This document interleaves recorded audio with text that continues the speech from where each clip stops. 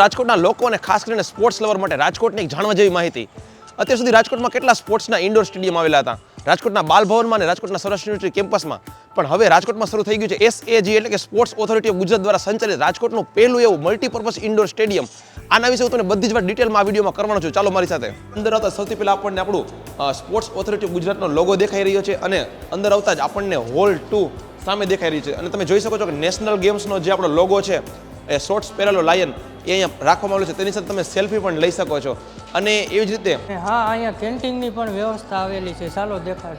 આ સ્ટેડિયમની અંદર આવેલો સૌથી પહેલો હોલ એટલે કે અહીંયા આવેલું છે બાસ્કેટબોલનું આ બહુ મોટું ઇન્ડોર કોર્ટ. અને હા, અહીંયા બેસવાની પણ સારી એવી વ્યવસ્થા છે અને ટોટલી નાઇટમાં પણ તમે આરામથી ગેમ રમી શકો ને એ ટાઈપની લાઇટિંગની પણ વ્યવસ્થા અહીંયા કરવામાં આવેલી છે. અને ઉપરના ફ્લોરની વાત કરું તો સૌથી પહેલા એક અહીંયા ચેન્જિંગ રૂમ દેખાઈ રહ્યા છે. તમે જોઈ શકો છો કે અહીંયા ચેન્જિંગનું પણ સારી વ્યવસ્થા છે. આ ઉપરના માળે હોલ નંબર 3 આવેલો છે. ઉપર સ્ટ્રક્ચર જોઈ શકો છો, આખું સ્ટ્રક્ચર છે ને આમ કેટલું બહુ મોટું બનાવવામાં આવેલું છે. એવી જ રીતે તમને અહીંયા આઉટડોરનું કહું ને તો અહીંયા બારે ટેનિસ કોર્ટ અને બીજા પણ ઘણા બધા અહીંયા કોર્ટ બનાવેલા છે જ્યાં આપણે આઉટડોર ગેમની પણ મજા માણી શકીશું. અને તમને આ ઇન્ડોર સ્ટેડિયમના એડ્રેસની વાત કરું ને તો આ ઇન્ડોર સ્ટેડિયમ આવેલું છે રાજકોટના કાલાવાડ રોડ ઉપર લવ ટેમ્પલવાળી શેરીમાં રોડા 2 સદગુરુ નગરમાં લોટસ એવેન્યુની એક્ઝેક્ટ સામે.